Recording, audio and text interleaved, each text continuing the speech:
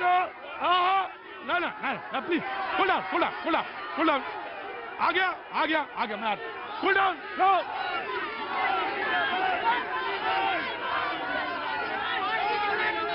कितना अच्छा है। मैं कह रहा था ना कि कितना अच्छा शो कर रहे थे। मैं दोनों को साथ आऊंगा। मैं एक बोलने दीजिए। वो बोले विनोद जी फिर ऑफिस भेज दूंगा अभी रात में, बता देना, चुपचाप बैठो जी। हाँ, इन्होंने कहा कि भाई ये कहाँ गए सारे काम लोकपाल।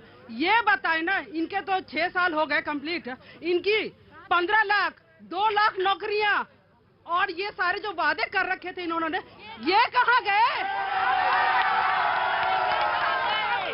ये कहाँ गए? ढोल फोटा तो अंदर खोल। बताओ भाई विनोद जी। हाँ बाबूजी जी, बाबूजी मैं क्षमा चाहता हूँ जी। मेरा सवाल ये है कि 5 साल पहले तक आतंकवादी इंडिया के हर एक कोने में जाते थे। मोदी ने एटलीस्ट ये तो किया कि उनको रिस्ट्रिक्ट कर दिया वहीं बॉर्डर के ऊपर ही। They are not able to come to any part of the India. ये बड़ा कितना बड़ा अचीवमेंट है उनका। और उन्होंने उनके घर में जाके मार कुटाई की, उनको बंदे मारे। इससे ज्यादा और क्या चाहते हैं लोग? जी ना मैं बैठी मैं आ रहा, मैं आऊंगा ऑफ कोर्स जी। नौल साहब आप बोलना चाह रहे थे जी। सबसे पहले मैं अपने भाई का जवाब देना चाहता हूं। इनका जवाब देना चाहता हूं। इन्होंने कहा कि बेरोजगारी हो गई है। जब हमने कांग्रेस की सत्ता छोड़ी थी डॉक्टर मनमोहन सिंह जी ने, तब जीडीपी 9 थी। आज जीडीपी कितनी है? जीडीपी 5% है। आज खाली झूठ बोलने से, झूठे वायदे करने से, लोगों को भड़काने से अपनी बातों को कभी नहीं छुपा सकते। जब मैदान में आएंगे इस विधानसभा के अंदर, वो खुद ब खुद पता चल जाएगा। ये ए और बी पार्टी है, आम पार्टी और बीजेपी पार्टी। ये इनकी ए पार्टी बीजेपी, बी पार्टी आम पार्टी। ए और बी पार्टी है। मैं आया सर, मैं आया आऊंगा, मैं आ जाऊंगा, जानता हूं। जब मनमोहन प्लीज लो शो बंद कर दें क्या? नहीं चाह रहे शो बंद कर दें क्या? लो जी। इन्होंने जीडीपी के बारे में झूठ बोला। जब मनमोहन सिंह की सरकार गई थी, हिंदुस्तान की जीडीपी 3.9% थी, नंबर 1। नंबर 2, मेरे को मेरा 15 लाख मिल गया जब बालाकोट में एयर स्ट्राइक हुआ। मेरे को मेरा 15 लाख रुपए मिल गया जब उरी का बदला लिया गया। मेरे को मेरा 15 लाख रुपए मिल गया जब 9 करोड़ लोगों के घर में उज्ज्वला योजना के थ्रू तहत लोगों के घर में चूल्हे दिए गए, लोगों का फ्री टॉयलेट का बंटवारा दिया गया। मेरे को मेरा 15 लाख मिल गया। मुझे मेरा 15 लाख मिल गया जी। मैं बैठिए जी। क्या बात?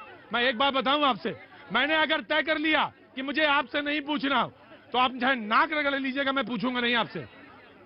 इसलिए बहुत सभ्यता के साथ, बहुत देखिए भाई साहब आप बैठिए, आपको कुर्सी दीजिए प्लीज, खड़ी हैं जी। मैं 2 बातों के जवाब देना चाहूंगी।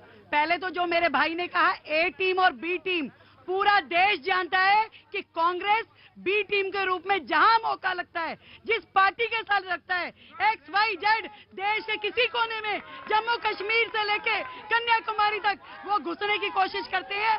उसके एग्जाम्पल चाहे महाराष्ट्र हो, पिछली बार का दिल्ली का चुनाव, एक देश में, एक राज्य में इन्होंने बी टीम के रूप में। जब अन्ना आंदोलन हुआ था, लो सर, प्लीज कूल डाउन।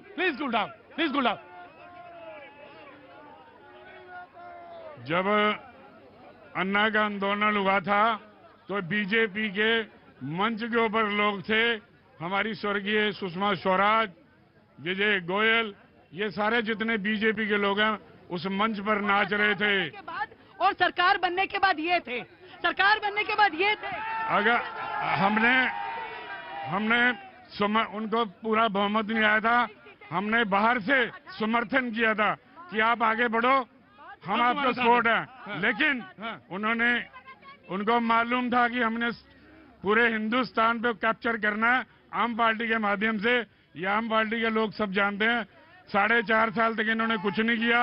अभी इनको 6 महीने में सब कुछ याद आया। पकी पकाई पे भी बोलूंगी।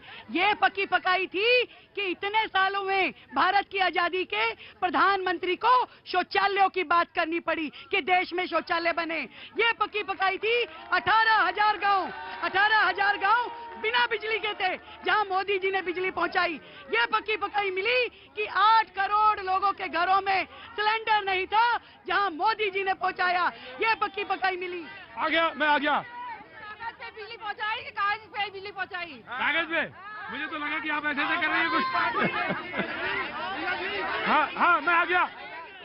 आराम से एक एक करके मैं पूछूंगा। बहुत हल्ला मचाते हो तो पहले हल्ला ना मचाया करो। सर, दिल्ली सरकार के चुनाव में कृपया उन्हीं बातों पे जिक्र किया जाए कि जो दिल्ली सरकार ने, केजरीवाल जी ने हम लोगों को इतनी सहूलियत दी है, उसके बारे में चर्चा की जाए कि स्कूलों की सुविधा दी है, मोहल्ला क्लिनिक की सुविधा दी है, बसों में यात्रा की सुविधा दी है, बुजुर्गों को तीर्थ यात्रा की सुविधा दी है, पेंशन बढ़ोतरी करी है, इतने सारे काम है, प्लीज उस पर।